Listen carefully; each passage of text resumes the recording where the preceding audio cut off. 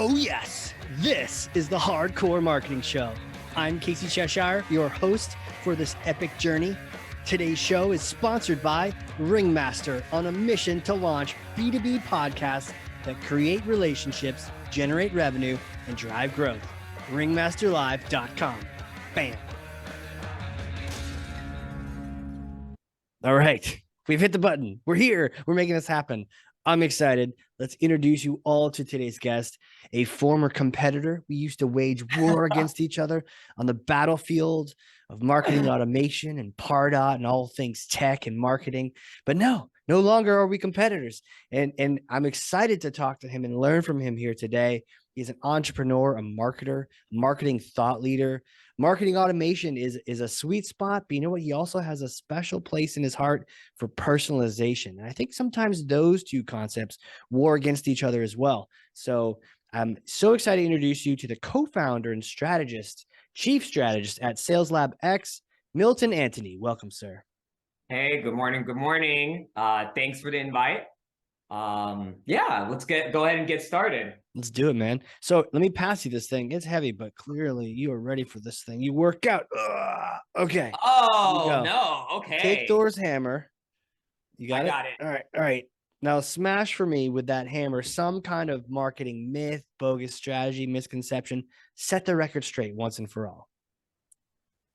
I think my biggest myth that I see is that open rates and click rates are a big, big deal. So open rates, click rates, they're just so amazing. They just do everything for you. And they're like the silver bullet, right? That'll fix everything. Yeah, exactly.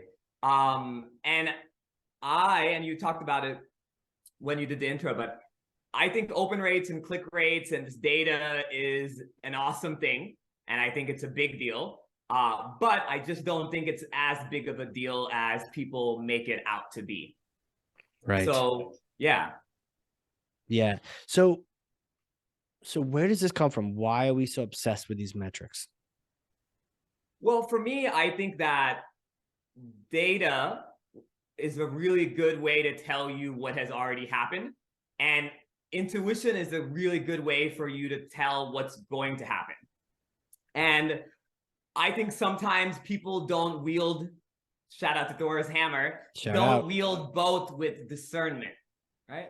And I think that how you use both of those tools are super important. And sometimes people forget the end objective of all of this data, all of this personalization. For me, personalization has always been more than about marketing and KPIs and data. Right? And I think sometimes people forget that when they get so much in the weeds with the data aspect, the open rates, the click-through rates, the conversion rate optimization. Because in the end of the day, I genuinely believe the most powerful thing you can do for another human being is to make them feel like a little part of the world is made just for them, just with them in mind. And sometimes when you get so caught up in the data and the nuance, you forget what the end objective is optimizing, it's personalizing, it's using the data to make that person feel like they're heard, they're understood, and the crazy world we live in actually makes sense for one email at a time. Right? And I think sometimes people get clouded just looking at the data, and they forget what they got into the industry for in the first place. Yeah, we forget, right?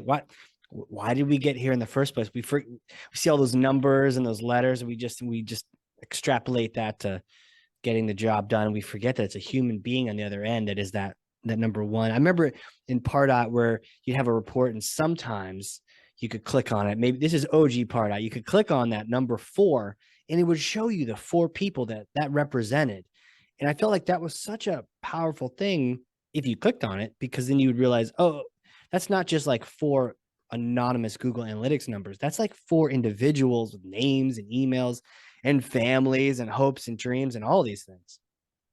Yeah, and and I always joke in marketing and sales is like a 3% conversion rate a success, is a 30% conversion rate a success, right?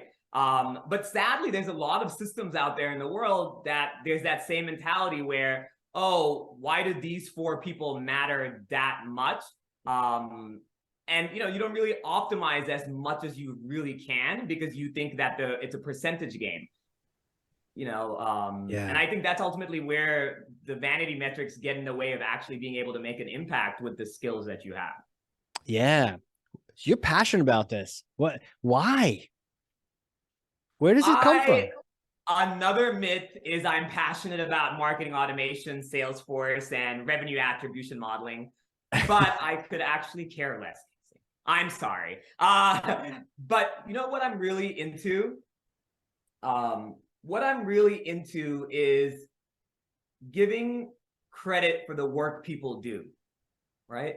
Giving credit for what people do. So like if you look at marketing or design or strategy, a lot of times on the sales side, there's commissions, there's comp plans, because there's this clear line of attribution between the work you're doing and the result you're getting.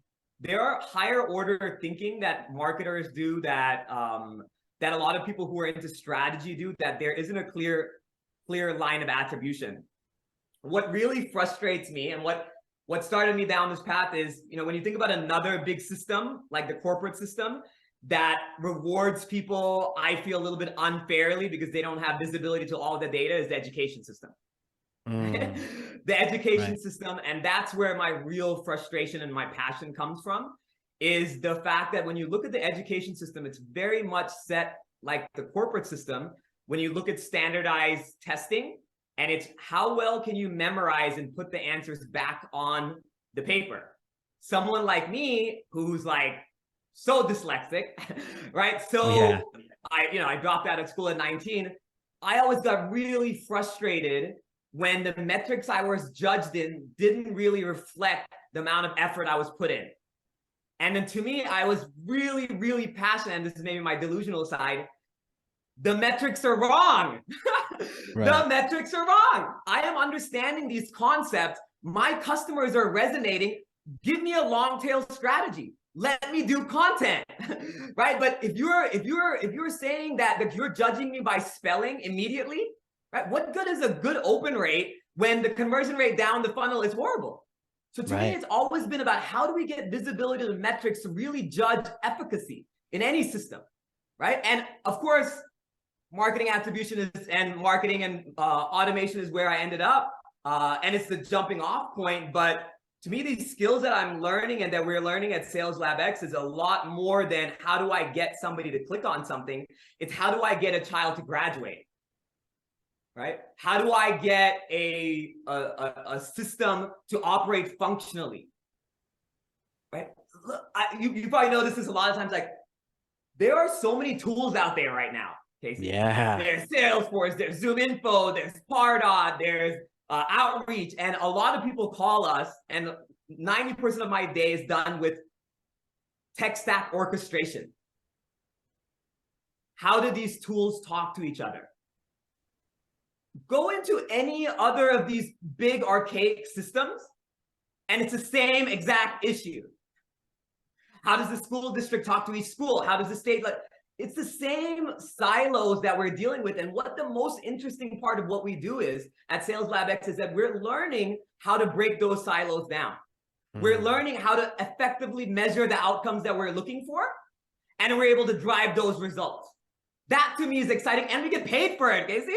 Capitalism rewards us for it. So, that's why I'm passionate about it. And this, to me, why we call ourselves SalesLabX, is we're creating this laboratory type environment to really test out how do you drive change.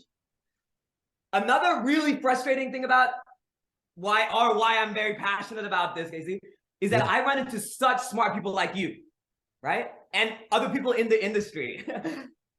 And it's so interesting that the smartest minds in the world are working on getting one more person to fill out one more form.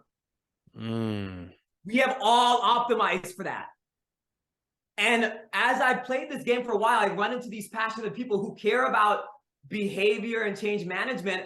And what's really exciting is, how do we take these skills, the same skills that are required to get somebody to fill out a form, are the same skills that are required to keep an incarcerated individual outside of jail.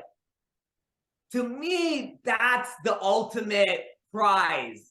right? And that's why, because yeah, I'm not that passionate about email templates and marketing attribution. I am, but that's the North Star. Yeah. A It's little the bit bigger randy, but, picture. I get into this, Dave. Yeah, man. No, this is good. It's good.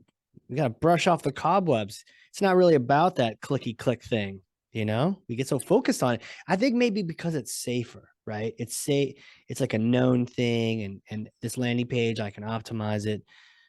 But me dealing with, keeping someone out of jail or some of these bigger picture issues that maybe have even a bigger impact, it's scary. It's scary to think, try to help somebody out if they're injured on the side of a mountain. There's things that are scarier than our, staying. I guess if we, I love the laboratory, idea, the metaphor. And to your point, though, it's getting that laboratory out and working on the larger world, not just our tech stack. Man, I can't imagine seeing you in meetings over and over again, because I've been there. Just, oh, let's do this another tech orchestration meeting. Oh no, my Zoom info app isn't talking to my other app, and we're not getting the right data coming through, and just like, oh God, not another one of these things. Like, what are we doing here? But you know what I love doing is helping people zoom out. Yes. Is helping people zoom out, because I talk to very smart CMOs, very smart VPs, very smart founders. Nobody got into it for data and tech stack orchestration. Right. And reminding them of the mission that they're trying to do is, it just aligns so much. It's just the alignment of the mission using data reporting is just so interesting to me, that these are the tools that we're supposed to use and not the end result. So I don't know. This is how I am all day, Casey. Well, it sounds like you're just getting started here. What do you say to that marketer that's kind of in that hamster wheel? They're stuck going around a lot of tactical to-dos, a lot of those landing page optimization, and they're a brilliant mind, and there's so much for them to accomplish. How do they break out of that cycle, that pattern? It's really difficult. It's really difficult. And what's really difficult is there are systems in place in a lot of corporation, a lot of organization that doesn't facilitate you leaving that hamster wheel. And I think it has to start on the individual level. And I know it's super frustrating when your leadership is just asking you for revenue attribution and you have this awesome long tail content strategy.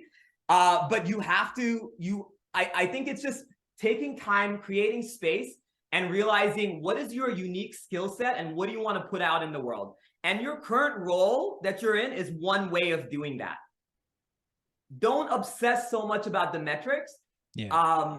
And then I'm a big believer of ungated content. If that makes sense, right? Of ungated content of like, wait, can I go on a little bit of a side thing here? Oh, please, man, do it. Okay. Preach. Because I'm a big proponent of stories, right? Because I think that makes a much bigger difference. I am a yoga teacher. Hell yeah! What kind of yoga? In a past life, What kind of yoga? Just like Ashwagandha yoga, but it's like, I did this. You're about to. I'm trying to stay on track, but you're gonna get me onto my favorite. More off track. Favorite focus. yoga pose. I didn't take the Adderall today, but favorite yoga pose. Do you have one? Do you have a favorite, or just the whole practice is your favorite? You're gonna distract me, Casey. All right. Tell your story. We'll come back to yoga. What I like, I think what I like about yoga. I think the difference between yoga as a religious practice and as an exercise is the discipline that it brings to you, right? And then so to me, I really love I love crow pose. Let's go into that. But I'm not really too much into the poses. I'm more into like, how do you hold something for an extended period of time? Hell yeah. How do you hold something for an extended period of time? How do you hold something for an extended period of time, right? How do you take that philosophy that you have, that energy that you have, quarter over quarter? How do you hold that pose for an extended period of time? Hell yeah. To me, that's the exciting part. Wait, let me get back to the story, right? Okay, go for it.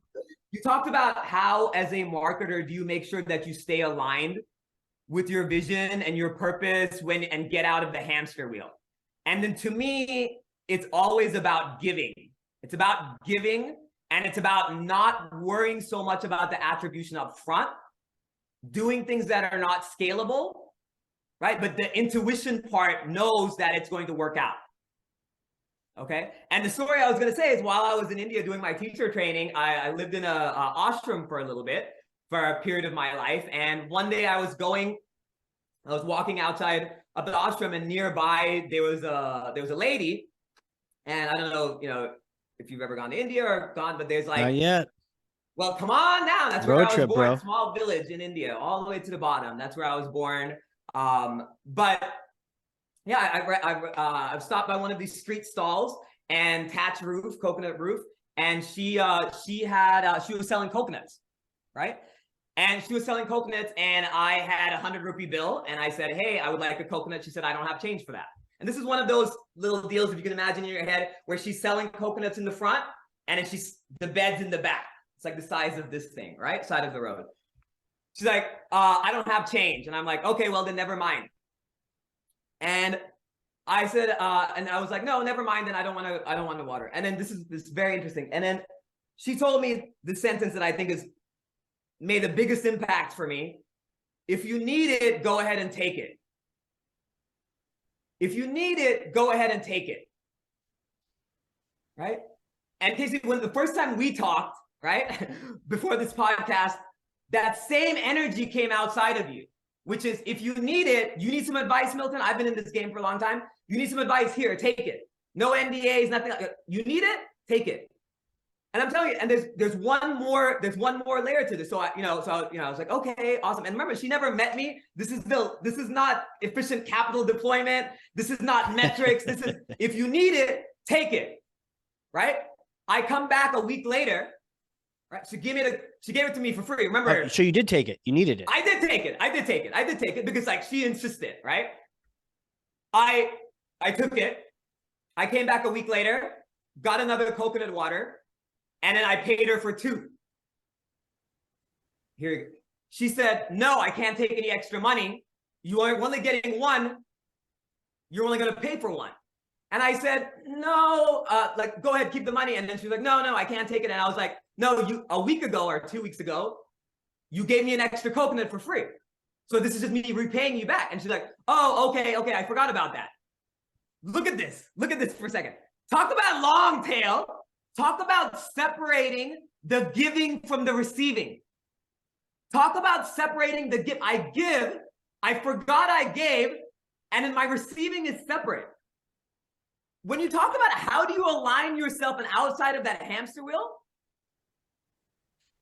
you have to sell leadership long tail. You have to sell leadership intuition.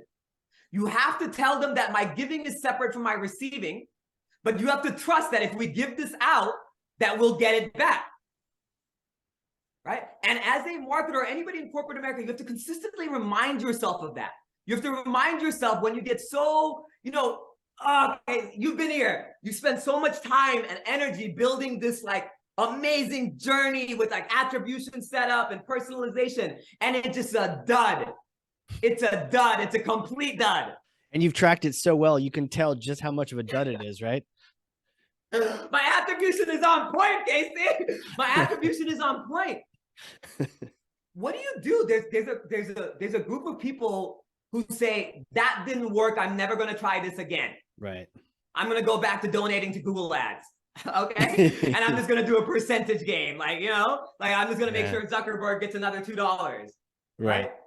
There's a group of people who are like, my giving is separate from my receiving. I believe that this is the right way to do things, and the data will catch up. The data will catch up. And I think the number one message I have is like, let's go back to that intuition that brought you into this industry.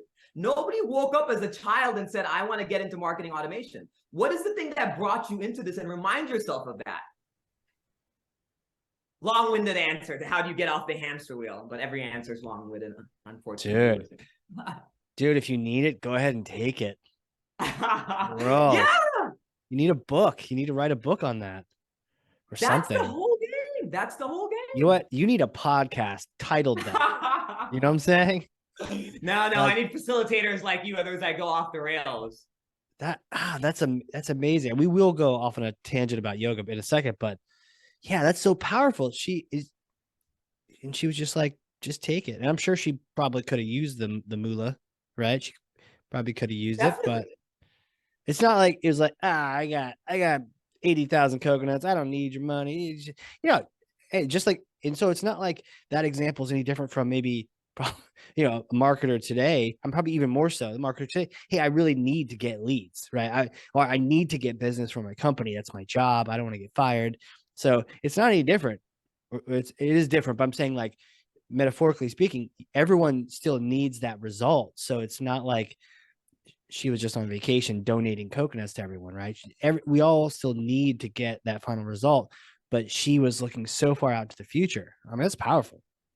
Well, it's the benefit of believing that you have multiple lifetimes, That's one of the benefits of reincarnation, is that Like, okay, I'll get the lead now, or I'll get the lead next time.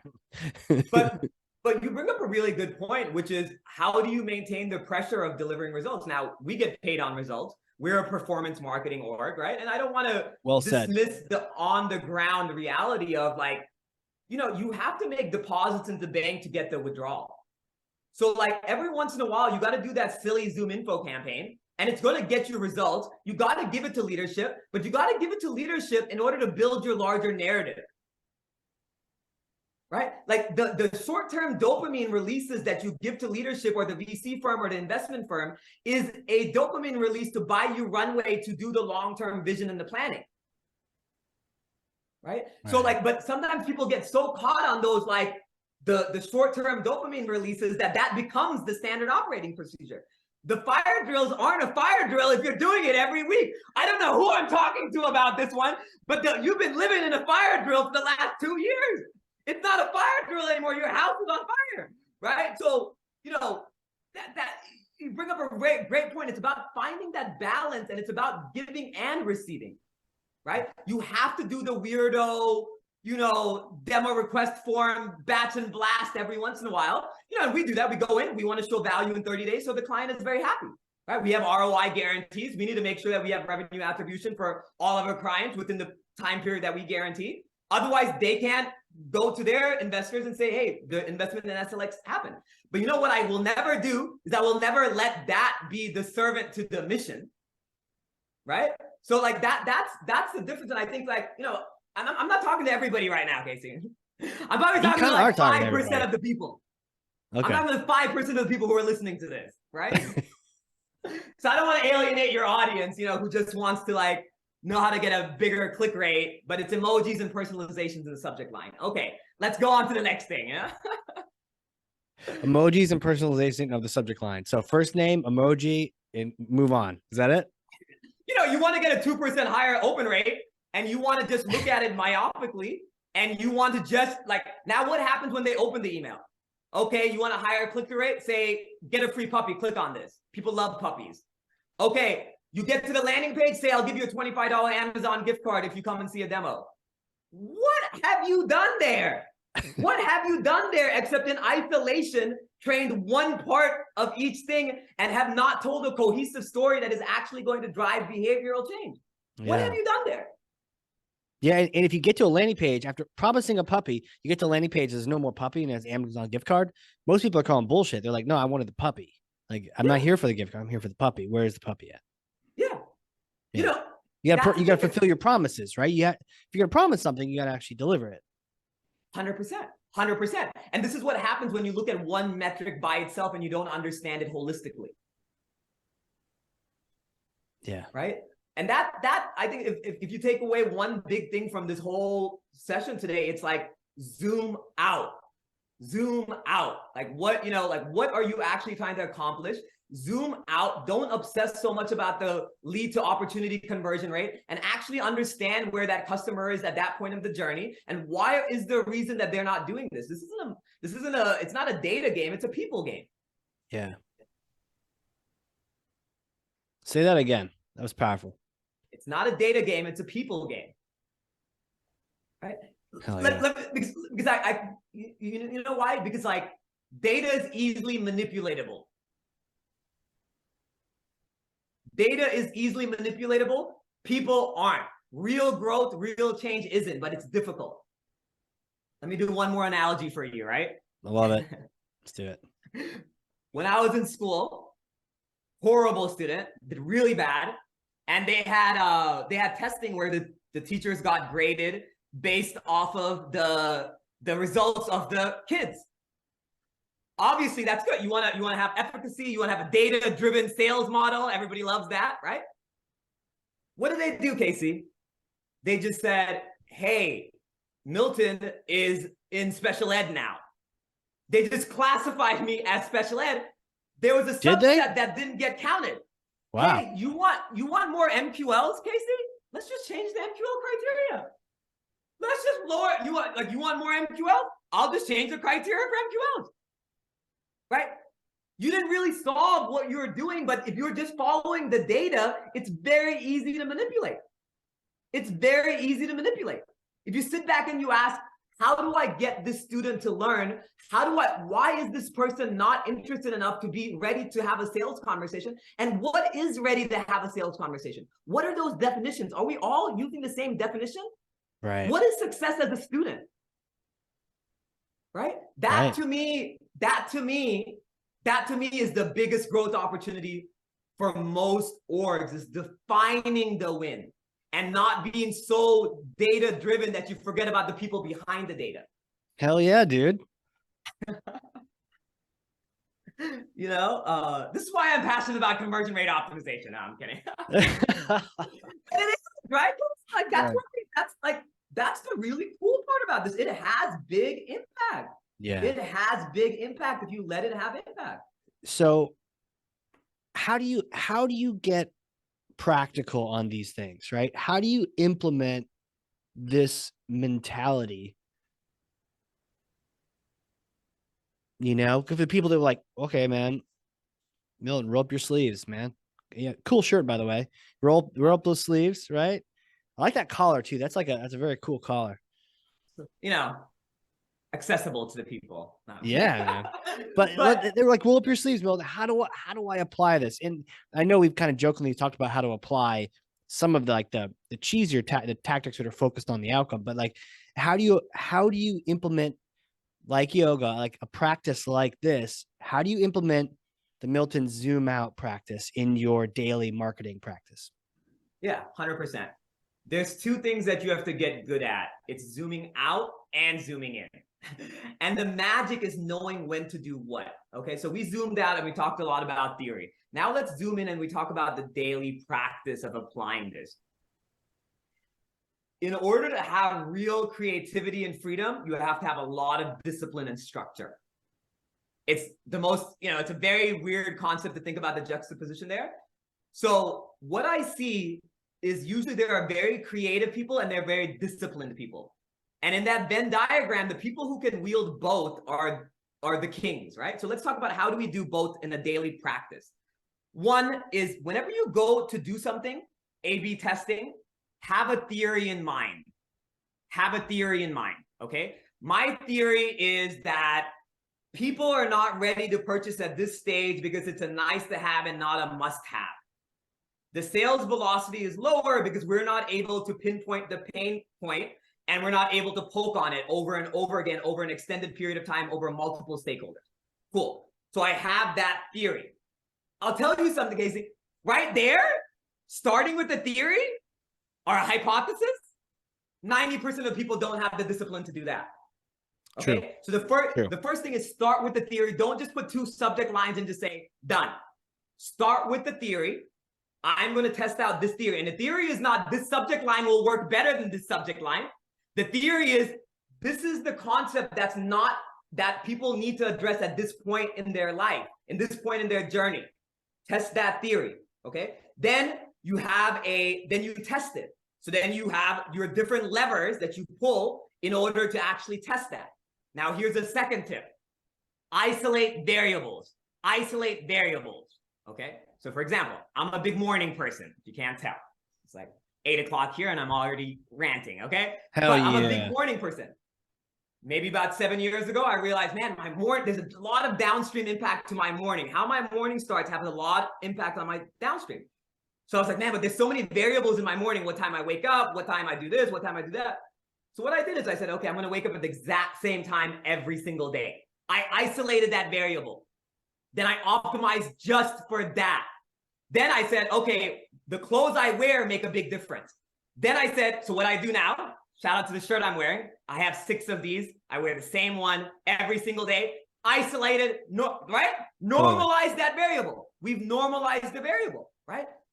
When we go into testing that thesis statement that you had, don't change the subject line, the email template, the form, the infographic. Don't change all of it at a time. Isolate one lever at a time. Just change the subject line. Don't change the pre-header. Don't change the time that you send the email. Just change the subject line. Isolate that, right? Now, make sure, so that's a second tip. First step, start with the thesis. Second, practical discipline. Pull one lever at a time. The third thing is make sure you give it enough time to breathe, aka you have statistical significance in the data that you're pulling. Okay, so give it enough runway and enough of the prospects to go through that in order to actually make it happen. Okay. Now, the final one is measure full life cycle impact, right? So you changed one lever, see how that impacts downstream actual revenue and conversion rate from lead to op, and not just that one lever at a time. If you have a disciplined approach to that, this isn't marketing attribution. This isn't marketing. This is just, if you take those 4 steps and you do that over and over again, roll up your sleeves and you do that with a disciplined approach, I think you win. I know you win because we do it for hundreds of millions of people like every year, right? So like, I know you win if you follow those practical steps. Love it. That's cool, man. Tougher question. How do you get that discipline? Oh, man. First, it starts with yourself, right? So for me, it's about micro disciplines along the way.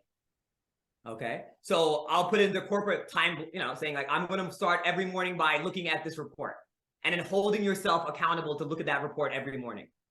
I'm going to go to set up a Google alert for my keywords and I'm going to look at that report every morning. I'm going to do X and Y and Z every morning, and starting with micro habits, right? Easy things that you can just get yourself in order to do that habit. The second thing, which is harder, right? One is managing yourself. The second thing, and I can tell you this is the hardest part, is managing up. You might have this habit and you might go to the gym at 4:30 a.m. every day. But what happens when your wife is like, oh my God, I want you to take the kids outside or something like that in that morning?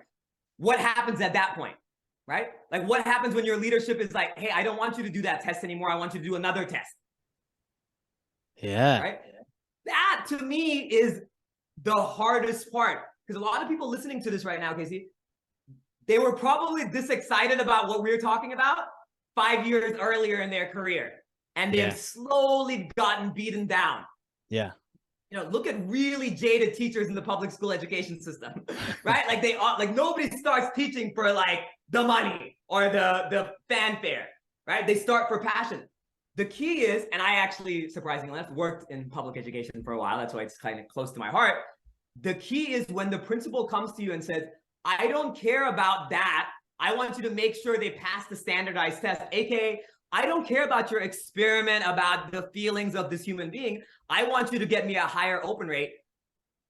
You have to have a disciplined approach to tell your story, to get buy-in from other people. I think the self-discipline is very easy, but maybe this is me. I think the more difficult thing is very disciplined approach to when somebody comes to you and says, I need this tomorrow. Why can't you give it to me? I need you to stop doing everything else that you're doing.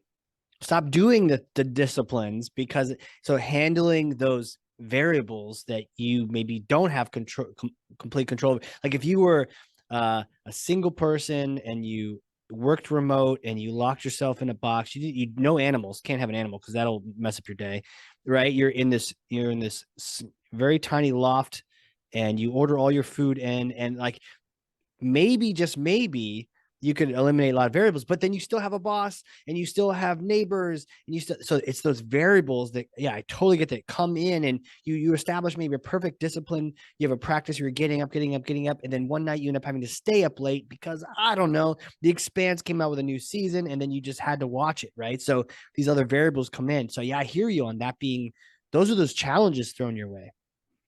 And you know what you do, Casey? You got to plan for those edge cases. Once you get very comfortable with your discipline with yourself, then what you have to do is you have to start planning for the edge cases, because the patterns are going to happen over and over again. And maybe it's me because I've gone into hundreds of different organizations and looked at human behavior and zoomed out and said, I am seeing a pattern here where the people inside of it is not seeing a pattern. And to me, it's very interesting because what people call edge cases are not actually that edge of a case. There are going to be days when it's raining outside. We know that, Casey. We know that your wife is going to, or your husband or your partner is going to get upset in the morning. We know that already. Why are we acting like it's the first time every time? Why are we immediately going into chaos mode every time? If it's a fire drill every day, it's not a fire drill, right? Hey, get the report ready for your leadership. Build the report. Get it ready for them. They're not ready for the fight because they're coming in a very reactionary sense. The board just says something, their leadership says something, but you're proactively thinking about it. Now, remember, I'm talking to 5% of the listening audience, right? I'm talking to 5% of the listening audience. The ones that really want to do this, they built the report. They built the deck. The deck is waiting. The deck is waiting. I'm waiting for you to say this because I already got my rebuttal ready. It's an edge case for you. It's not an edge case for me. I built for this already. I'm ready for this. Because once I build the discipline and I get good at that discipline, it becomes easy for me. The trick is not to just keep saying, oh, I've mastered self-discipline. Now it's take that extra bandwidth that you used to spend on self-discipline and start looking at how do I, this is why a lot of individual contributor marketers never make it to leadership. Because they obsess over just getting good at their job and not about how to deal with those edge cases, how to represent value to leadership, how to manage up. You have to start consciously and actively planning for that now, before you need it. There was a time in my life, Casey, where I would learn a word. Like I remember sitting in a coffee shop maybe like 12 years ago, and I never heard the word KPI before. Right? I never heard the word KPI before. And I heard the word KPI and I just like blew my mind. I was like, oh, this is so dope. Like you get to decide what the key performing indicators are. Like it's not just the grades. Like it just blew my mind as like a, I don't know, 19-year-old or 18-year-old. And I sat there at a coffee shop for 4 hours and I built a slide deck about how I would explain KPIs, my KPIs to somebody. I kept that slide deck on my laptop till the moment that life caught up to the slide deck. It caught up. Now everyone talks about that. It caught up. The data caught up to the intuition. Data is a lagging indicator. Yeah. Data just tells you what has already happened. Tell me about that intuition. How do you foster that? How do you grow that? I think it's staying aligned. What I do is I write down in my Apple iPhone notes thing, I write down micro transactions that make me really unusually happy. So if I go to the grocery store, we have HEBs here that are very nice, and the cashier says, oh, how's your day? And I have unreasonable uplift on that, I write that down, right? There was I'm sorry, I love the stories, but like when I was 16, I first started driving, I got in a car accident, and the lady who ran into me like got up like very apologetic and is like, Milton, are you okay? Till that moment, nobody had ever asked me that question. I had never thought about that question myself. And I stopped and I just thought it felt like forever, maybe because of adrenaline. I was like, oh my God, am I okay? Like, am I okay? Am I actually okay? I wrote that down, right? And I'm like, man, like asking someone, are they genuinely okay? And there was that moment where there was a tone and a cadence in her voice that made me feel, because she genuinely did, are you okay? How was your day?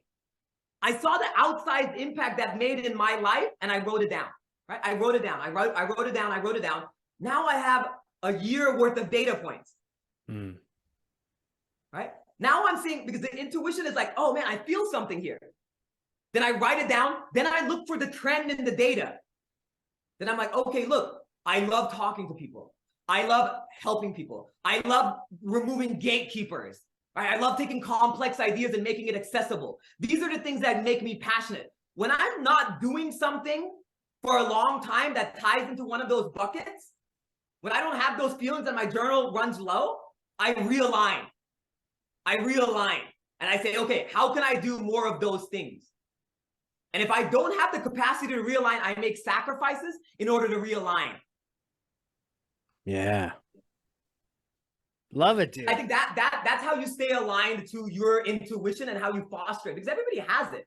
You're born with it. Watch a kid, like watch a young kid. Like I genuinely believe that, you know, if you're Christian or whatever, there's this whole concept of like the childlike get to heaven.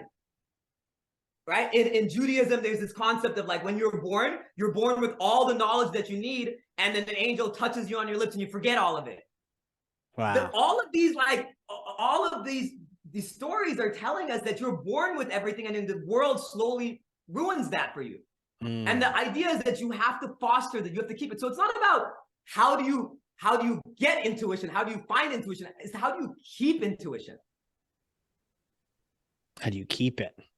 How do you keep it? How do you protect it? How do you protect it? How do you protect your perspective, Casey? How do you protect your perspective? Right? How do you curate your perspective? And then how do you protect your perspective? And then how do you scale your perspective? That middle step, how do you protect your perspective? That's where most people get lost. Because it's very easy for when that teacher tells you, you're special ed, you didn't get a 70, you're a failure. It's very easy for you to say, hey, that perspective that I have something to offer to the classroom doesn't matter anymore. It's very easy for when your leadership comes and tells you, you didn't really get the leads you needed to this quarter. Like, you're kind of a sucky person and I'm putting you on a pip. It's very easy for you to say, my perspective doesn't matter. Right. You know, one of the things I found is that the higher up you go in the hierarchy, the more perspective you're expected to have. Right. And so I remember working with some junior folks, and they're like, here are the three things. I looked at these three options, and here they are. And then my question on back is like, well, which one do you like the best? You know, which one do you think we should go with? I might pick a different one, but I'd love to hear. And it's like trying to foster that, no, do have a perspective. And when you get to that, or want to get to that management level and that executive level, it's nothing but perspective. So hopefully you've been working on that muscle, but if you haven't worked on that muscle, then if you haven't curated it, protected it, and scaled it, you don't have anything when you get to that point. But, you know, and I don't think I think it's unintentional, because people don't think their perspective is valued till somebody gives them permission to have a perspective. So true. You know, and I think what's really interesting about people who do messaging and marketing, like the people who are listening to this, is that you have the power to give somebody permission to have a perspective. You know how many times I go into a conversation and I just start with, Salesforce is frustrating. It's kind of annoying. It's a little bit clunky. Tell me about how you feel. Like, Milton, you're the expert here and you're telling me this? And then they just go off. They're like, well, here's my perspective. And I'm like, wait, look, I just gave, as an authority figure in the industry, as a thought leader, as you said, I'm giving you permission that your perspective is valid. People don't get permission to have a perspective till they reach a seniority. And we've built an org at SalesLabX from $0 with the $7 domain to over $100 million valuation in less than 6 years.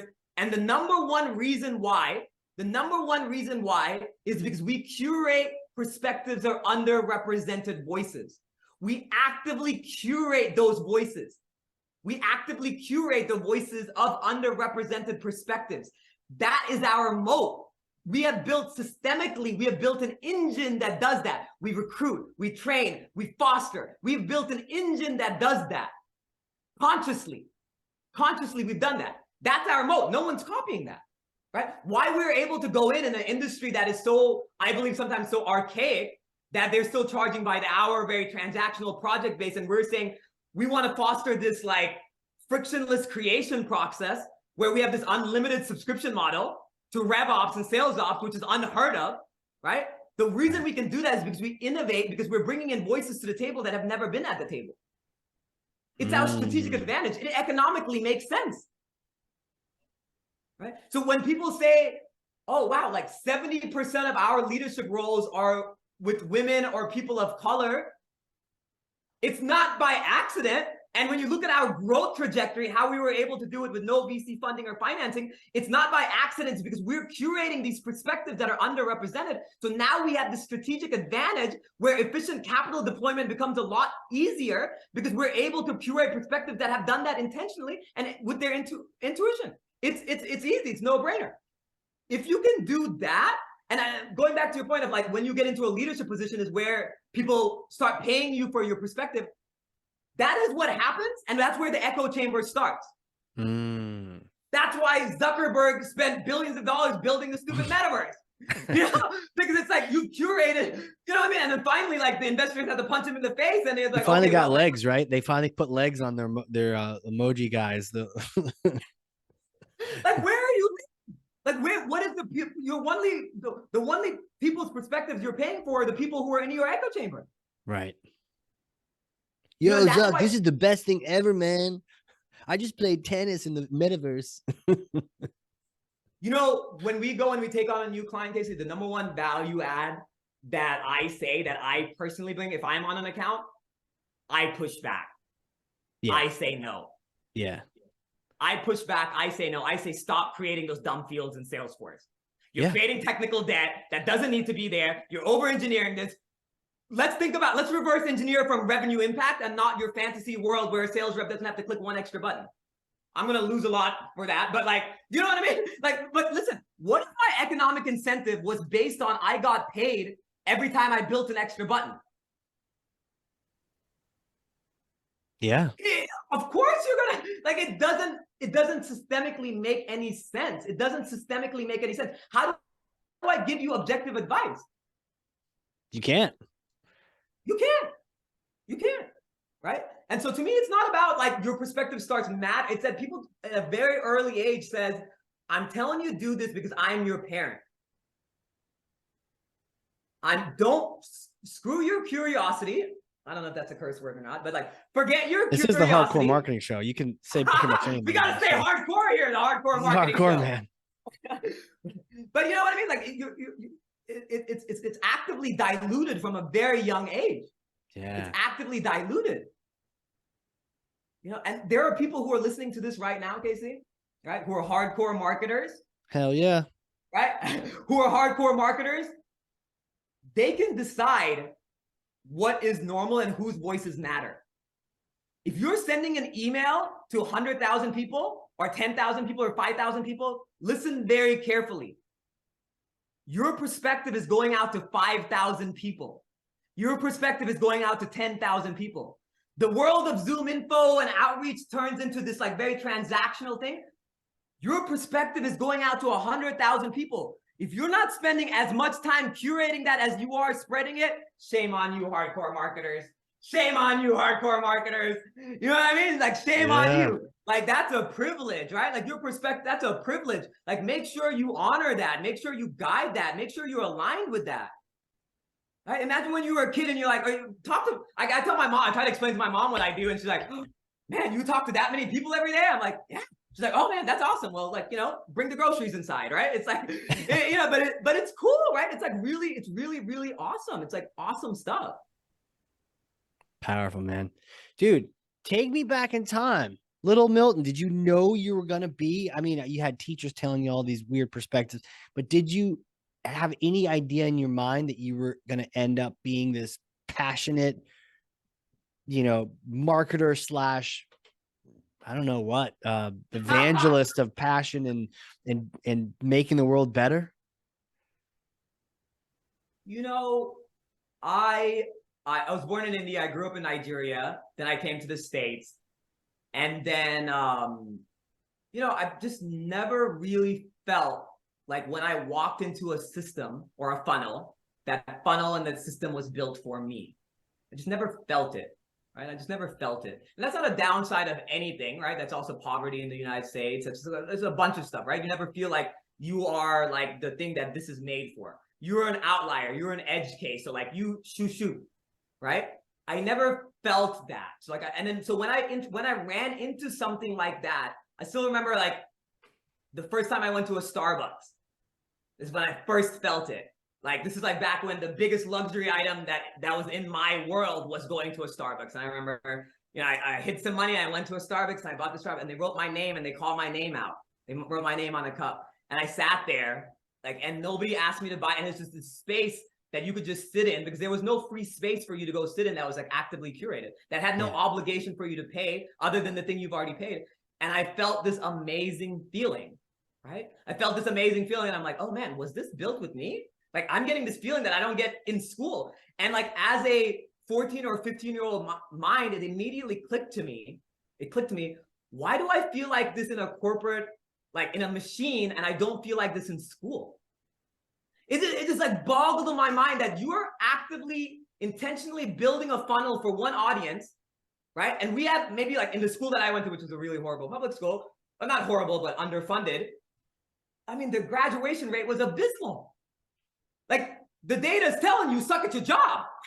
Yeah. Right? So, and if you're building for an audience of one, build for me, right?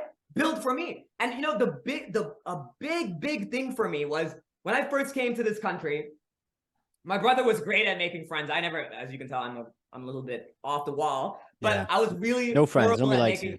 Say it again. Said no friends. Nobody likes you. No, now I've mastered the art, but you know, but when I first, I would watch, and this is a really good analogy for I feel like what marketers do a lot of times.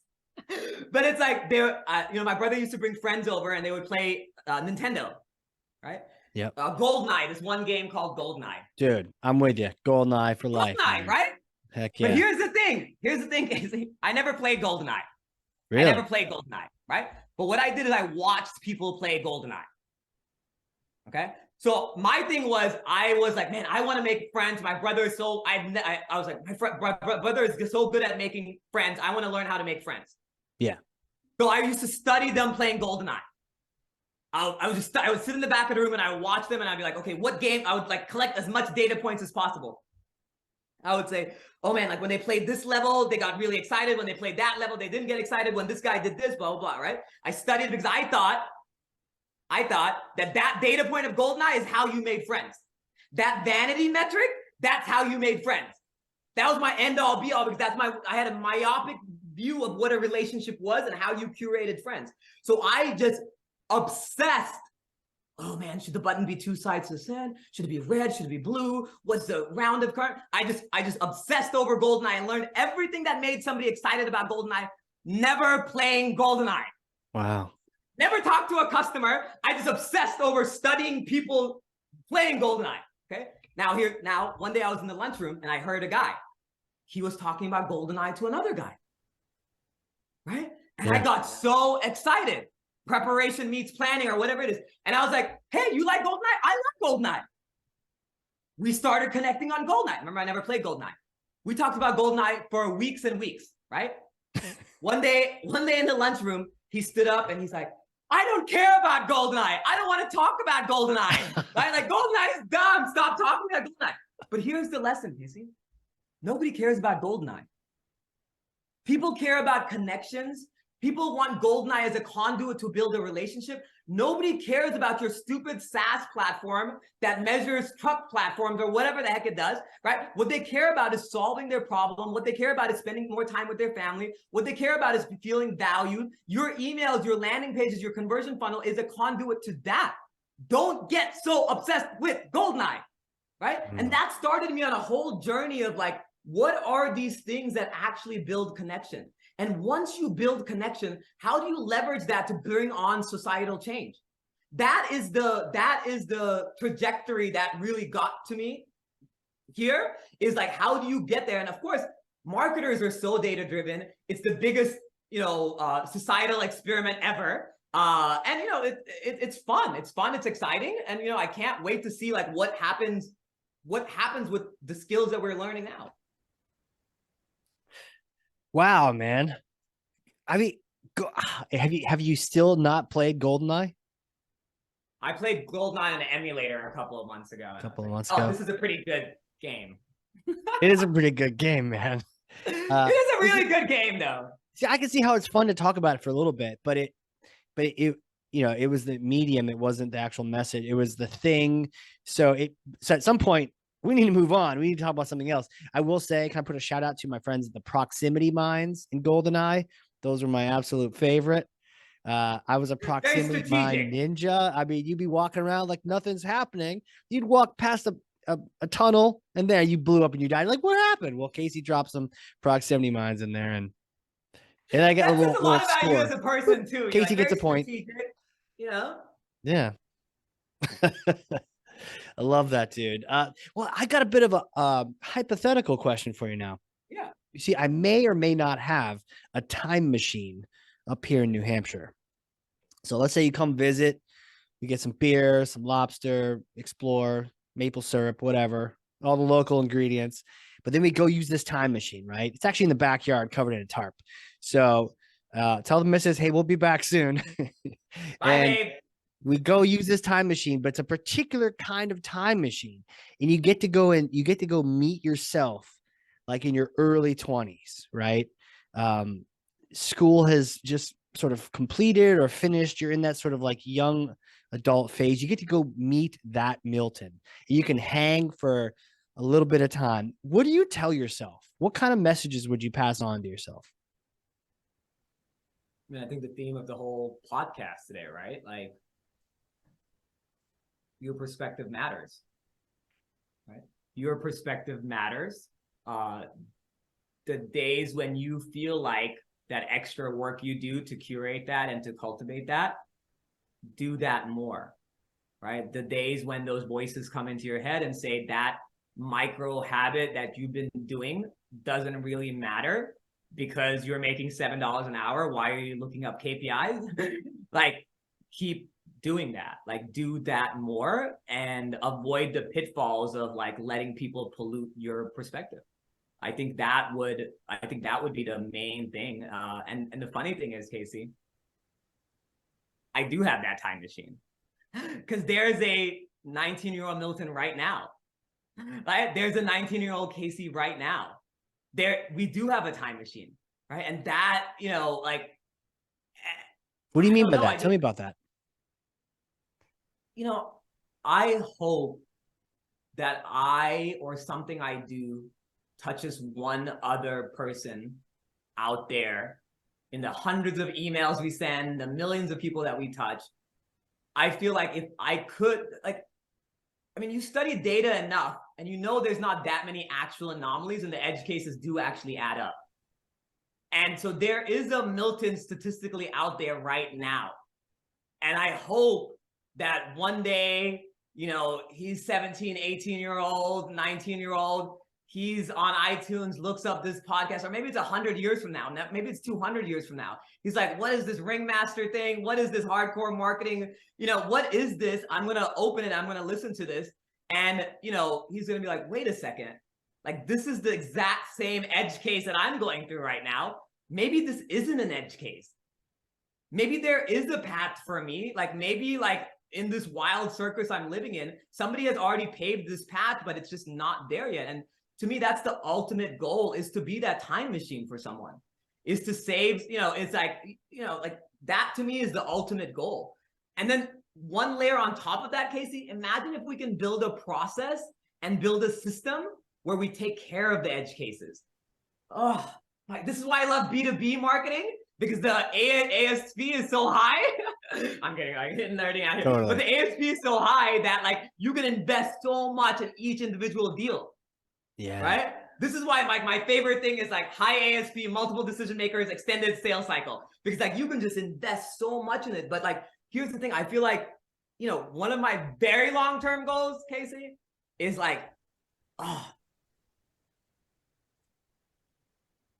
sometimes it's scary to say it out loud, but that's how you have to say it. Right now, if you look at the rehabilitation of incarceration, it's a bunch of edge cases where the KPIs are completely skewed. right? If you ever work with an SDR team and a sales team, and the SDR just get comped on how many ops they pass over, and you played this game before, very quickly, and it's not a mixed attribution model where they're also being paid on the amount of closed won deals, you'll realize very quickly that the incentive goes on just passing over as much crap as possible. Totally. Right? So when you look at the prison system right now, especially the private prison system, there is an incentive when you're getting comped on people staying in jail, and you look at the recidivism rate of almost 70% of people who go to jail come back to jail. What does that tell you?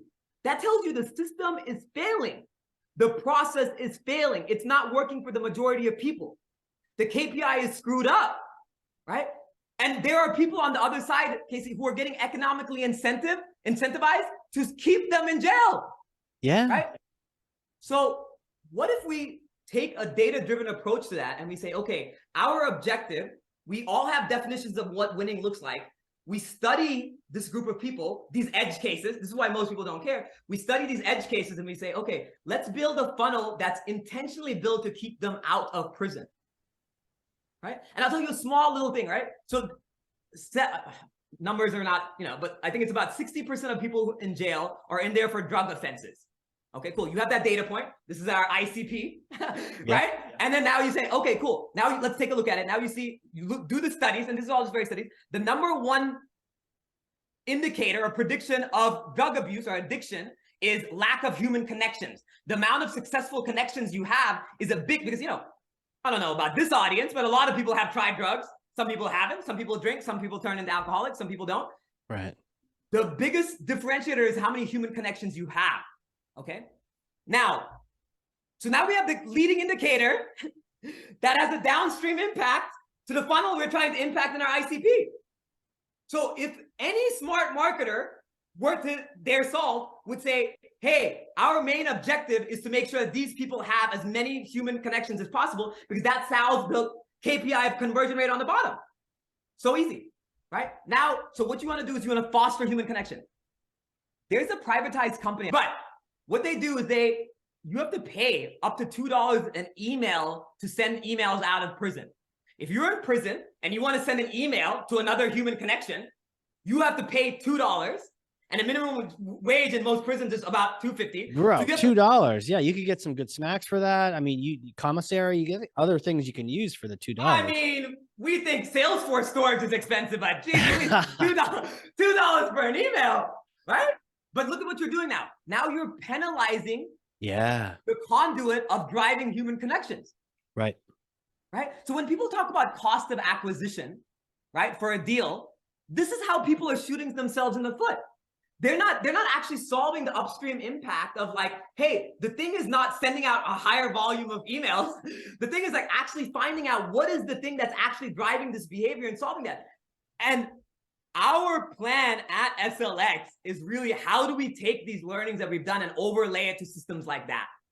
Ultimately, there's a direct correlation from school to prison pipeline, and we want to disrupt that with the learnings that we're doing here, right? To me, that's the ultimate goal. That's why I'm very passionate about it. But that to me is like how something you do on a daily basis right now can have a huge global impact. Wow, man. It almost like the idea of, I mean, there's many ideas, but the idea of, repeat offenders, you get comped less to house them, to prison them, So the more people keep coming back, the less you get paid for them. So, or some kind of mechanism that says it's not good to have repeat offenders. Otherwise, repeat offenders are great for business, right? That means volume. Hey, build another prison. Woohoo. No, we're going to pay you less and less and less. Or, if your return rate is high, then you actually get paid. Like your incentive is reversed. Now you're like, you better not come back. We don't want to see you. What can we do to keep you away? That's the solve. Yeah. You just made the solve, right? If you want to work inside of capitalism and the existing system, not blow the whole thing up, that's the solve, right? If you look at the P&L, because these are publicly traded companies that give out dividends on a regular basis, these privatized prisons, they're actively lobbying for mandatory minimums in a lot of communities in the country. They're actively in their P&L, a cost of doing business is lobbying for mandatory minimums in communities. They're Wow. incentivized. So you're absolutely right. Why not incentivize each year you stay out of jail, the government gives you money? Sure. Right? Like now you have the smartest minds in the world sitting around and saying like, hey, I don't actually care about click-through rates because I got to bring it back for the hardcore marketers. I care about revenue attribution. I care about revenue attribution. It's harder, it's long tail, it makes a difference, right? But like, that's what I care about. Right. Right? And I think the economic incentive is a huge thing there. The economic incentive, and look, you came with the idea in like 2 seconds. You're like, duh. It's like so obvious, right? Right. Isn't it though? Yeah, man. Jeez. Well, dude, I could talk to you all day, but we gotta wrap this thing up. Maybe this is the beginning because we'll have to have you come back and do a part due, you know. Because like I've had such a good time, learned so many things here. Where can people connect with you? They want to get help with Pardot. They want to get help with that tech stack, Salesforce, all the things. Tell us about all the things you do, where people go to get help with those things. Yeah, as you can tell, we're a passionate group of people. And if you think I'm passionate, if you see the other people in the org, they're even more than me. And so what we do is we have a subscription service. It's called SalesLabX. And we help you do all the things I just talked about. We will literally do it for you. So it's a subscription service, unlimited, where we come in, we give you visibility to your data, revenue attribution modeling from all the way from UTM parameter, all the way to multi-touch attribution down funnel. And we help you with your emails, your landing pages, your forms to really tell your story and drive home those results. So SalesLabX.com, SalesLabX.com. Or if you just want to chat, hit me up on LinkedIn. Milton Antony, Antony, and we can just talk. You can tell I love talking. So even if you don't want to talk about anything related to this, hit me up. Talk about yoga. Talk about life, man. Let's do it, Casey. Talk about fire drills. Talk about edge cases. Dude, I've learned so much from you. Thank you for coming on here. And I'm so glad we just connected on that prep call to find that passion, because it would have been such a different podcast if we were like, well, let me tell you about this tech stack disambiguation, you know, like, man, this was so much better. I mean, there's plenty of time to do that stuff. That's why they hire you, right? Yeah. But to really dive into what you're passionate about in the bigger picture, right? To zoom out, as you might say, and see the Milton zoomed out is just amazing. And then to zoom in a different facets. So thank you so much for coming on here. Hey, thank you for inviting me, Casey. Hopefully you invite me again. I didn't scare people off. Dude, no, this is great. It's about time we got a little more hardcore on the Hardcore Marketing Show. For those listening, if you learned something, and I freaking know you did, because I literally have 2 pages of notes over here, front and back, then share this with someone, right? That's thought leadership. What else is it? It's sharing your perspective, right? Curate that perspective. What did you think about this episode? Was it absolute, complete rubbish, horse shit? Or did you like it or what? I don't know, but that's your perspective. Share that, right? Put that out on LinkedIn. We'll give it a like. Milton and I will come swoop in like guardian angels and we'll give that a like. 100%. 100%, man. But like whatever your perspective, we'd love to learn from you. Did this episode land? Did you learn something? What was the thing that really stuck in your mind? Was it the metrics? Was it the laboratory? Was it all the edge cases? The fire drills stuck out to me. With that, Milton, again, you are the man, sir. Thank you. Thank you so much, Casey. All right, everybody. Thanks. Hardcore marketing. Let's go. Yes, there it is. All right, everyone. This has been the Hardcore Marketing Show. We will see you all next time.